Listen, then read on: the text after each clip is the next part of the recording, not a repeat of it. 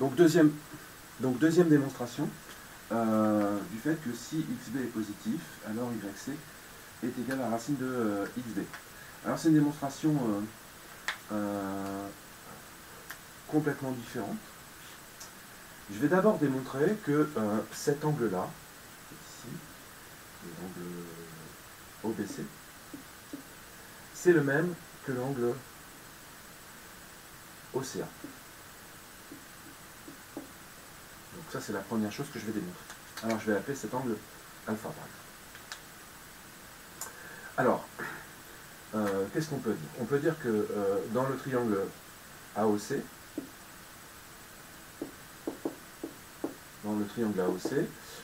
la somme des angles fait 180 degrés. Et donc ici on a un angle qui fait 90, voilà, un angle qui fait alpha, et cet angle-là, ben, il fait combien? Eh bien, il fait OCD, c'est égal à 180 moins 90 moins alpha, et c'est égal à 90 moins alpha. Ici, nous avons 90 moins alpha. Donc là, c'est une première chose. Deuxièmement, ici, on a un angle droit. Donc là, on a un angle de 90 degrés.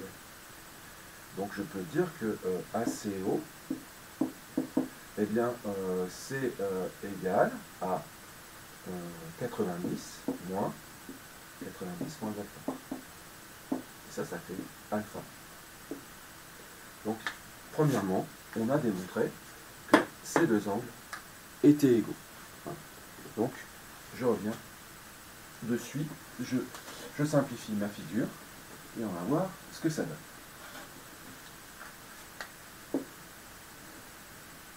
Donc, on a un angle droit ici, alpha, alpha. Voilà. Alors, qu'est-ce que je peux dire? Ben, je peux utiliser, on est dans deux triangles rectangles. Donc, dans deux triangles rectangles, on peut utiliser la trigonométrie. Et donc, en particulier, donc, vous connaissez la triangle, on va utiliser la tangente. Je vais utiliser la tangente. Et donc, si j'utilise la tangente, je vais exprimer la tangente de alpha. Donc, dans le triangle BOC.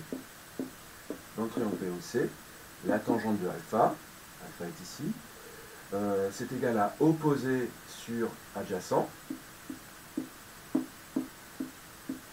Alors le côté opposé à alpha dans le triangle BOC, c'est OC. Et le côté adjacent, c'est OB. Alors OC, c'est pas n'importe quoi, c'est YC. Et OB, c'est XB. Dans un deuxième triangle, dans le triangle AOC, je vais aussi exprimer la tangente de alpha. Donc la tangente de alpha, c'est opposé, donc là, ici voilà l'angle. Le côté opposé à l'angle dans ce triangle-là, ben, c'est AO.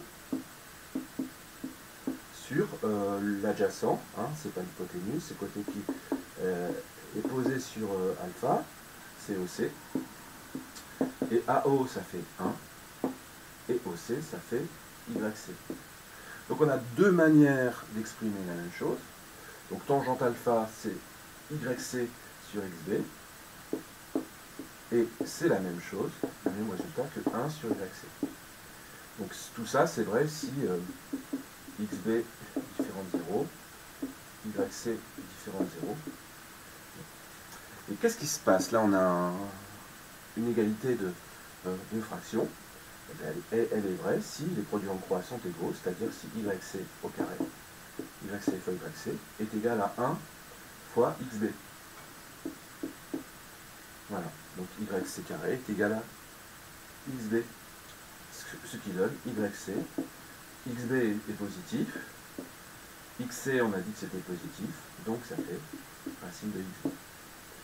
On a une troisième démonstration que je ne vous ferai pas, mais qui utilise le fait que les angles sont égaux et qu'on a des triangles semblables.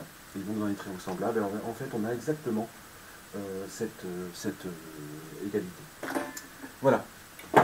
Et ensuite, ce qu'on peut voir comme conclusion, c'est donc on a démontré que on a